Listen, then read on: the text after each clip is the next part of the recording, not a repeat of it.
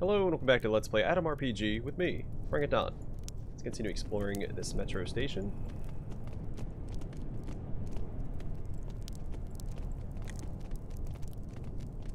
A thin gray-haired man is jiggling around in place, his hands dangling freely. Seeing you approach, he livens up and begins speaking in a cracked voice. Alms for a poor man with no home and no hearth, who wishes only for some little bit of fun in his sad life. I was a stalker like you back in the day, Baron. Now why are you asking for fun when you have no home and no hearth? Talk about life itself, Baron. Eating, drinking, it's all fun. Can you spare a few rubles? How about you go earn some money yourself? Well, you know, if... No ifs and no buts. What's wrong? Well, you see, I have this condition. The man lifts up his hands. They're covered in what looks like caterpillars and infected puncture wounds. Ew. How did that happen, buddy? You really want to know? One day I was crushed to death in a rock slide. As I was taking my last breath, thinking about how crappy my life was, these little buggers started crawling at me from nowhere, biting at my limbs. It gets weirder. Their bites healed me. My bones knit together on their own, and my torn skin became smooth. As soon as I got up, I tried tearing them off of me, but as soon as I did, my body began falling apart again. So now I'm just living my life with these creepy things wriggling around on my skin. That's the story. These things keep me alive for some reason. They saved me when I should have died under those rocks. A tale like that is worth a few rubles, yes? Yeah, sure thing. Here's a $5 for a glass of vodka. The hobo takes the money with a bow. Thank you kindly, but vodka is a waste of money. I'ma buy me some bread to fry. Ah, nice. Can you answer a few questions now? Ask away, Baron. Name yourself, friend. Call me Moth, like all stalkers do. There's no place for real names in the dead city. I see. One more thing. The man spins around in place. Any fun around here? Serial killers kill, ghosts fly on the surface, demons crawl out from hell. Also, there's this mystery drug people say is being harvested somewhere nearby. Not Black Lotus, though. Something else. Fun, huh? I see. One more thing. How's life in this awesome station? Better than nothing, I guess. Stalkers are kindly, God-fearing fellows. They always have a ruble or two to spare. There's no room for atheism when you're constantly risking your life with no solid ground beneath your feet. That's an opinion I'll remember. Another question. What are you doing here at the store? I'm just standing out of the wind, warming myself up. Windy weather kills me. More people die of pneumonia around these parts than from monsters and bandits. I see. One more thing. Let's change the subject. Sure, Baron. You're a good man in my book. You can change whatever you want. How did you become a hobo, comrade? It's hard being a bum in these parts. It's not easy, I can tell you that much. Not everyone gets lucky in the dead city. Not in wealth, and not in death. You always seem to be hanging around here. What are your thoughts on the crazed killer called the Woodpecker? What do I think? I feel like he's one of us. Walks the dead city. Walks the metro. Stops and talks to people. Laughs along with everyone at the bonfire. But that is only a mask. And what's beneath it? I don't know. I don't know either. I should leave now. So I could ask him about the woodpecker, but not this guard? Or that small guy we talked to last time.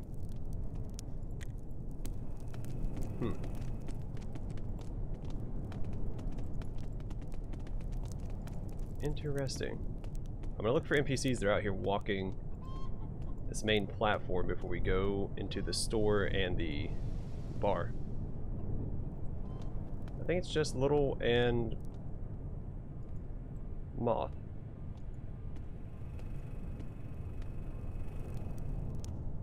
So let's go to the store next.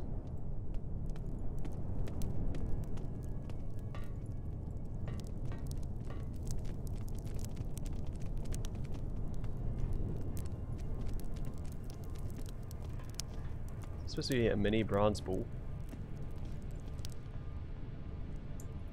Also, there's no one in this section. Let's loot.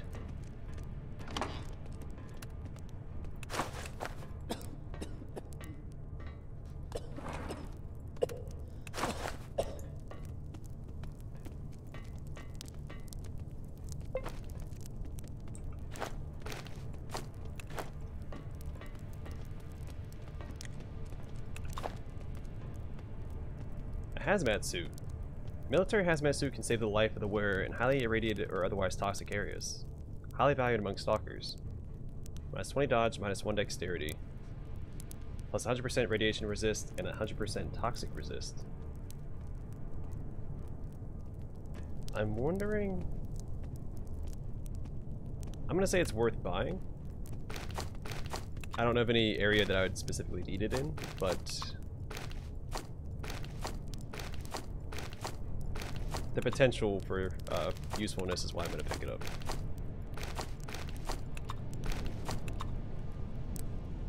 Covers about half the costs.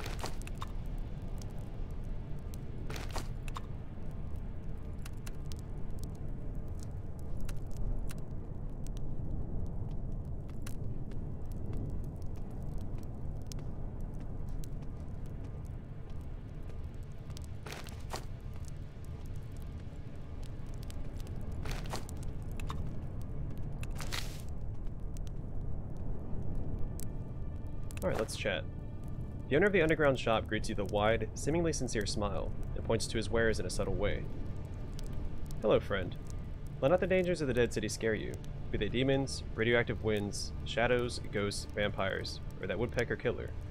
I'm sure that my wares will help you against all odds. Or how about a little discount? But all my wares already have a discount. Without it, considering their quality, they would cost a fortune. Believe me, would I lie to a great guy like you? Well, first off, I want to chat. I see no reason not to speak with a good person like you. How's your trade? Could be better, could be worse. The only thing to brag about is that my shop is much better than what they got in that snake's den above. People there go for the nastiest tricks in the book to smear the competition. I made sure they are not allowed to go into the station, so don't worry about the quality of my stuff. Gotcha. Let me ask you this. I'm all ears. Where do you get your wares from? The city? No. Things from the city are sometimes quite irradiated, so I don't sell them. I get my wares from all sorts of places. Trudograd, Krasno, that far gate town down south. The list of my providers is as long as the history of trade itself. Glad to hear that. Let me ask you something else. Tell me a bit about this station. The safest place in this city, that's for sure. Well, naturally, the latest happenings made everyone a bit paranoid, but believe you me, this place is still safer than the rest of the city. However, there's no escaping the need to go outside once in a while. I highly recommend equipping yourself for that occasion at my shop. Sure. One more question. What else do you want? Have you heard any juicy rumors lately? Well, homeless Sonya was hanged by the neck some time ago. Wolf the Stalker went off to hunt what he called demons. The looters changed the password to their base again. Merchant Dubrovin believes it to be haunted by a ghost. You know, the typical stuff. That's typical? Okay then. One more thing. Talk about something else. Alright, maybe some other time. Bye. Oh, also, I have decided that in order to open up that cube that Killdozer has, after I'm done in the Dead City and get all the experience that I can from the Dead City, I'm going to leave and come back. I'm going to use the water on myself to reset my points. I'm going to put more points into attention, dumping my intellect, which I might end up regretting since I am going to take this character into the Trudograd expansion. Yeah, I might end up regretting that, but that's my plan right now. I'm going to dump intellect for attention and open up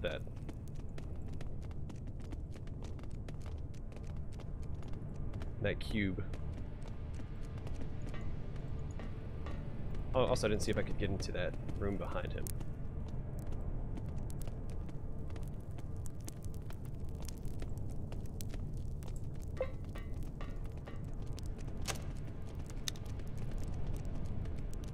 Okay, doesn't like thieves. What if I put this on? Nope. Okay. So the hazmat suit, cool, doesn't take my armor away. Does hurt my dexterity though, which isn't great, but I can still see it being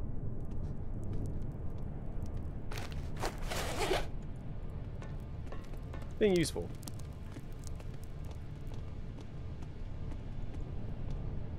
I guess I'll start at this end in the bar, then work our way up the track.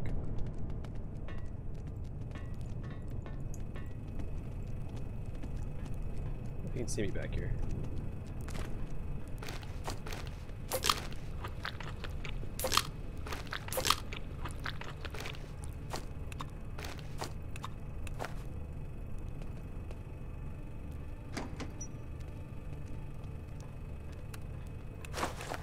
Moved everything in here. I'm going to try and sell some of this stuff back to the merchant, get some of the money back that I spent on the hazmat suit.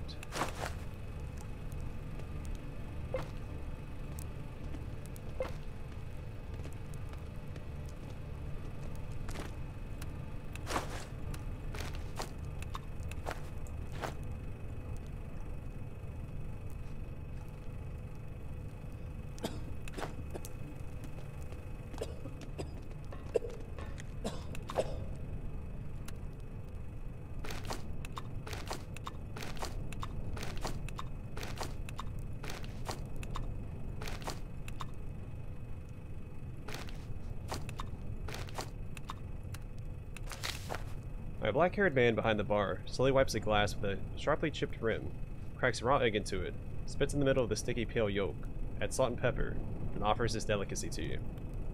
Wasteland oyster, a drink made for a true stalker. Only those who empty the glass in one gulp earn the right to chill out in my tavern. The bartender looks gloomy and confident, and utterly serious. Several customers are waiting for your reaction, with poorly concealed grins. Spitting on a glass as you polish it is one thing. Spitting in the customer's drink is another. That is inexcusable. As a professional, he would know. Well, maybe the land of milky rivers where you come from. The tap water doesn't glow in the dark, but we here have our own drinking culture. You empty the glass in one go.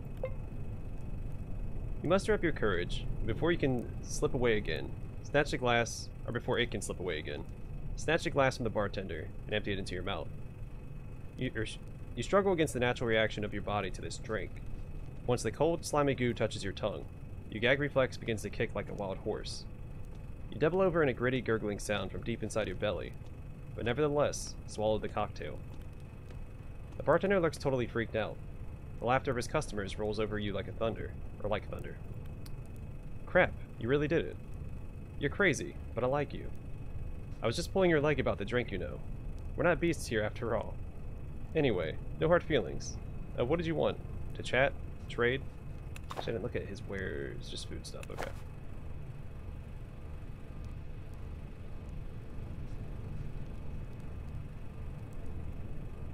Crap, how does something like that even occur to anyone?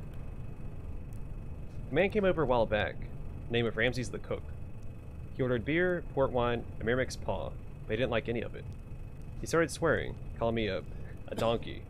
At first, I wanted to offer him complimentary accommodation in our morgue, but common sense got the better of me, so I asked his advice on changing the menu.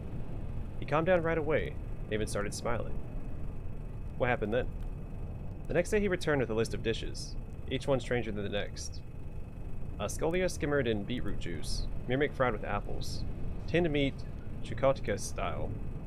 In a word, things either beyond my skills, or to be frank, not worth cooking at all. Except for this cocktail. The first time I mixed it just as a joke, but I loved it. Some people want to puke just catching a glimpse of it, but I can't get enough. I decided to use the fact it looks like crap as a merry practical joke. It sure sounds merry. Let's talk about something else. Ask whatever you want. Who are you? People call me Beryl. I own this wonderful tavern. I see. I have another question. Is there enough work here? Marginally more than a regular stalker has. The profit is minimal, all things considered, but at least I'm not operating at a loss. Lucky you. Another question. What can you tell me about the base? What is there to say? The Metro is a sound place. My colleague, bartender Leka Serbsky from Kaneshma, says that people taking shelter in a metro could have survived even in places that were completely bombed out, like Moscow. Jeez.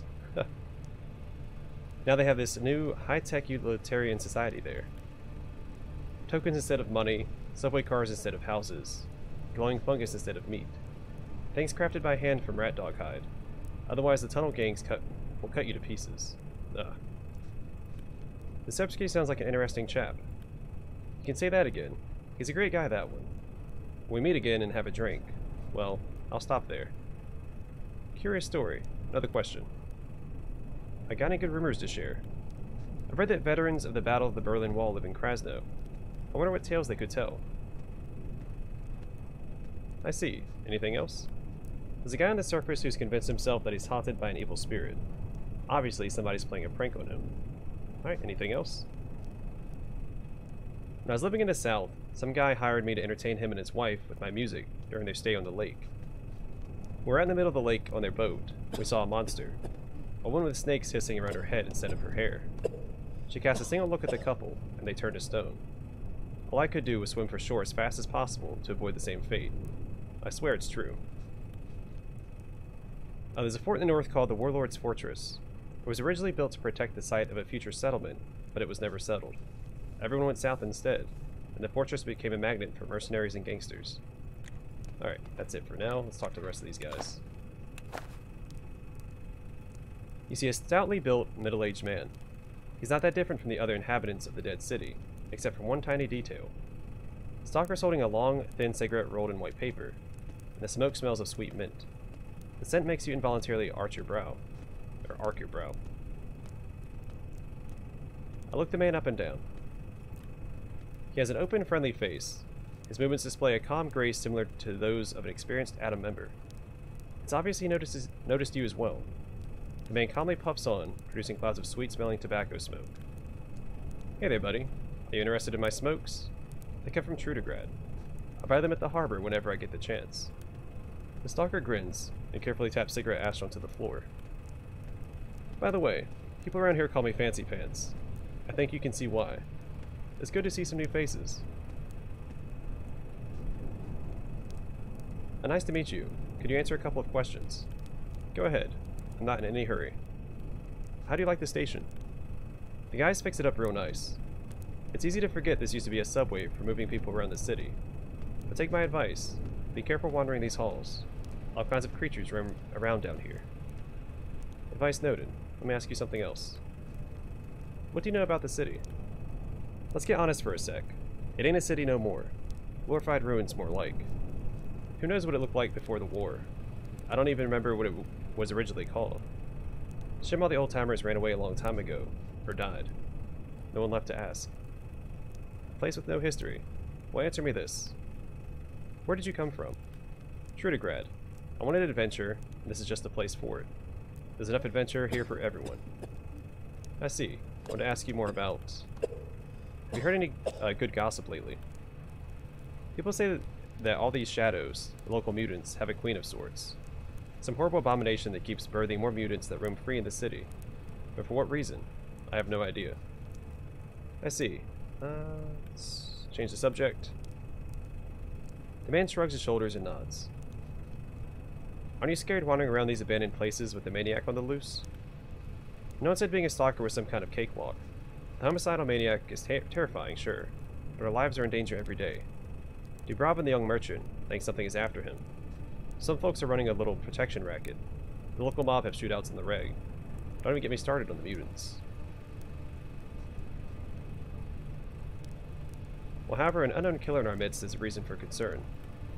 Whoever this woodpecker is, he operates in darkness like a nocturnal predator. And once he picks his victim, there's no escape. So why bother?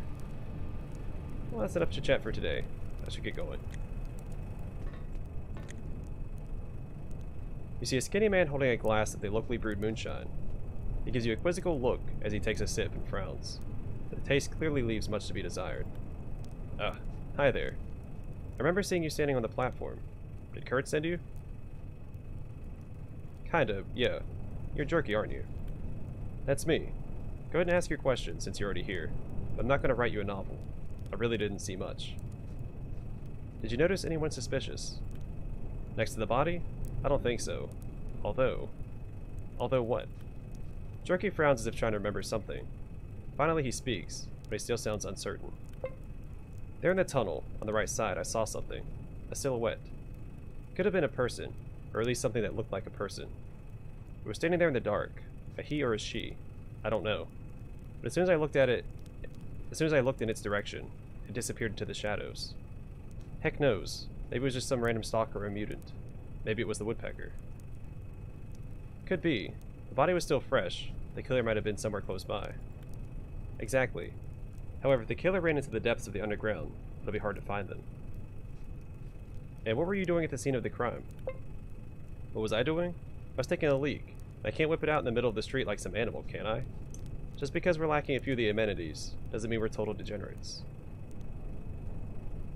Okay, fair enough. Alright, take a look around. It's the only way. Can you think of any suspects? The man bites his lip and falls silent for a second, then shakes his head. Nope. I don't know any potential maniacs. Darn it. I've never seen you before either. Who's to say you're not the woodpecker? What does that mean? You have no suspects at all? I find that hard to believe. Who should I suspect? I suspect everyone already. You can't fully trust anyone. Not even that detective Kurt's hired. How are you doing now? Are you okay? The man replies with an indifferent shrug. It's not like I haven't seen dead bodies before, but I do feel a bit uneasy. What if this maniac is somewhere close by? Well, I found out everything I wanted. Don't go anywhere. I'll leave if I feel like it.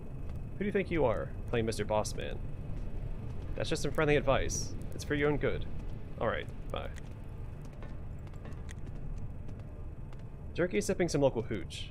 He looks sad and visibly cringes at your approach. Already told you everything I know. Go harass someone else. Alright, suit yourself.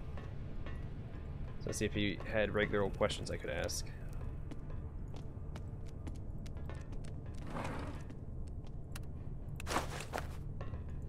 But I guess not.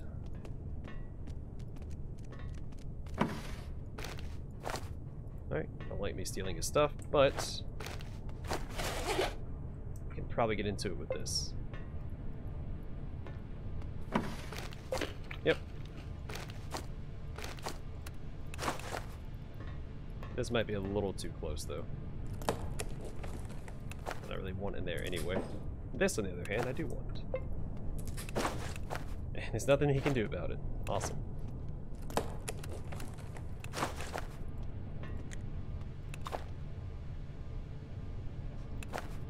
An unshaven man of around 30 is lost in thought. His eyes are extremely deep and smart, yet he himself is sickly thin and half drunk. When he notices you watching him, he puts aside a syringe he had been filling and nods to you. Never seen you before. If you need medical attention, I can provide it. No money needed. Just 2 bottles of pre-war vodka per treatment. I can also help with STDs, but that costs more. I have a few questions. I'm listening. What's your name, comrade? You can call me Dr. Gorski. Hey, that's another post-apocalyptic RPG. I think it's, Gorski, what, 17? Okay, now another question. Ask away. Why don't you accept money for what you do? Drink is highly valued in these parts. When our local barkeep runs out of booze, I sell what I don't consume for 3 times the price I would ask for medical assistance. You fox, you. Let me ask you something else. How's life treating you? It's sadder and sadder every day. Too bad. Now answer this. Do you know any good rumors? One time I treated a very strange fellow for burns. He wore a wine cork necklace and carried a knife with "For Sobriety" engraved on the handle. While I applied cream to his wounds, he laughed and said he got burned fighting for the sobriety of mankind. How could one stand being constantly sober in this day and age? Weird. Yeah, I don't know. Next question. I think that was it, right? Yeah, so, why so glum, Doc? The man focuses his heavy gaze upon you for a few moments, then waves you away. I'm good. It's just that life in this place is kind of sad in general. That's why I pout so much. Well, I'd rather leave. See you later.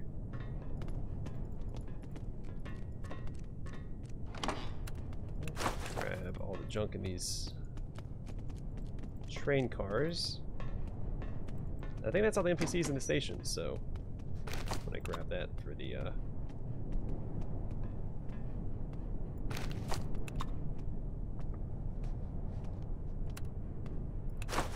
we'll just give it to Alexander.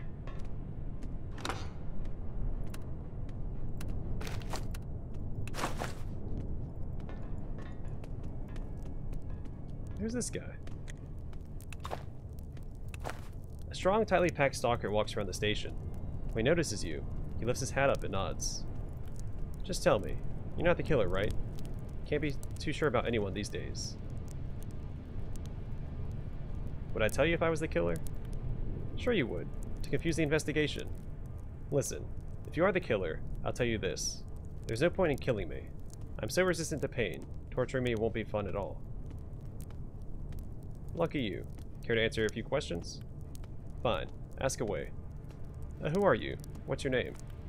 I'm a stalker like everyone else. Named Saltarello. Thank God it's not Salmonella. Yeah, that'd be too much. One more question. Tell me about the station. It's better than the surface, worse than the harbor. Harbor is nice. Has that salty sea wind blowing day and night, keeping you cool and fresh. This place stinks of chicken crap too much. However, the harbor is also bad in some ways, if you believe the stalkers that live there constantly. So everywhere is bad, huh?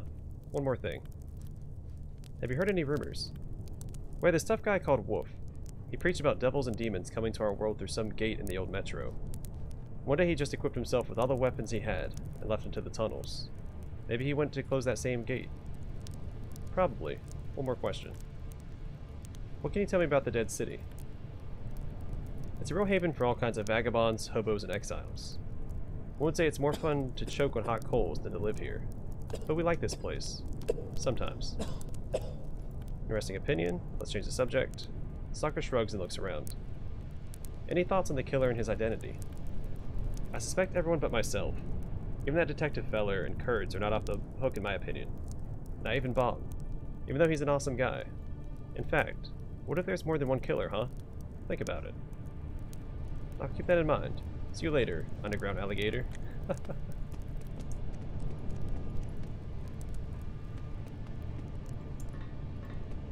Alright, you gonna see me get into your stuff.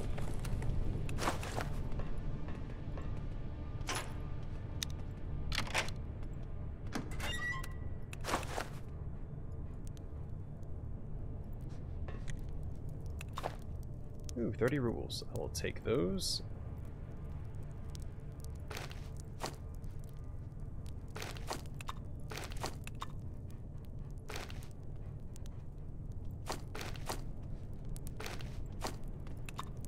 You know what, let's take the ammunition too.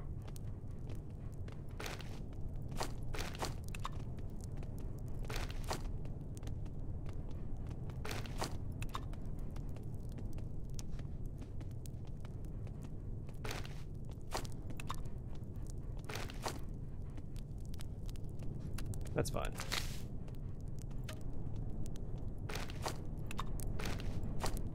Gotta have all this ammunition in my person. Let's distribute this real fast.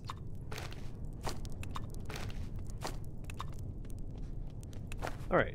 A black-haired man in his 40s is leafing through a tattered paperback. When you come closer, he stops to shine a friendly, albeit mischievous smile your way. It's a rare sight amongst these surly locals. Greetings, my dear. Gosha the Dragon is so glad to see you. A pink-cheeked, not yet broken by the oppressive atmosphere we live in. I'd be thrilled to converse with someone like you, or to even give them an important task. The man spreads his arms wide, as if to embrace the world. Hi, there's no sin in talking, I guess. Can you answer a couple of questions for me? Go on, just not too many, okay? Or I'll get a headache. Why do they call you the Dragon? The man grins. Ha, definitely not because I'm a bloodthirsty monster. Only loves his ill-gotten gains and frightening babies and stalkers. Ha ha ha. I see. Okay, I have a couple other questions. What do you do here? Gosha the Dragon laughs and reaches out to muss your hair, as if you're a child who said something stupid. You move away just in time to avoid this invasion of your personal space. Oh, nothing great, my dear. Just doing my best to survive.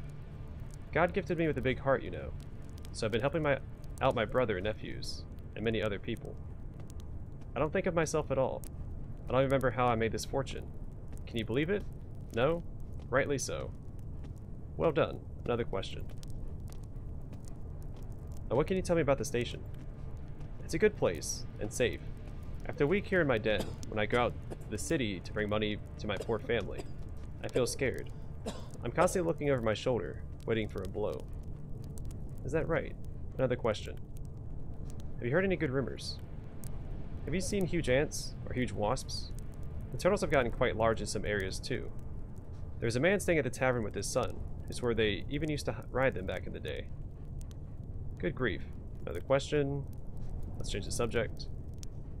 I remember that task you gave me? Gosha the Dragon rests a hand on your shoulder.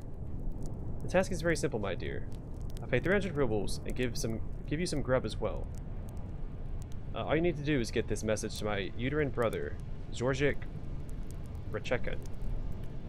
The man waves a page from a notebook with 3 words scribbled on it. He was stupid enough to enlist in the ranks of the looters, a bunch of local criminals. Now he's at their base where an honest stalker cannot go, but I won't give up until I persuade him to return. Now why entrust me with this task all of a sudden? Why? Because I know how hard it is to get here. People spend all their money on transport, eat all their food along the way, and sometimes spend their ammunition too if their travel companions are disagreeable. Desperate newcomers make for trustworthy and diligent workers. Gosha the Dragon winks at you cunningly. You exploit people, but I do need a job. Give me the note. A wise choice, my dear. Here you are. You'll find the looters at this location. The man hands you the crumpled sheet of paper and grabs your map from where it's sticking out of your backpack. He confidently points out the site for you. Here it is, but there's not much point approaching their base from the surface. The guards are too lazy to distinguish between decent guys and guys less decent, but I believe you'll find a way in. I'll go then. See you. Oh good, he gave us a location of a location on the map. Ludmila Vladimirovna Rakova, Ozerki Village. It said 3 words. That's 5. Well, I guess one's a name, but still. Alright, so that should be all the mobile NPCs that I've found. I think only Little and what's-his-face actually walk around. So I have ways to go here. Is there anyone else to talk to? There sure is.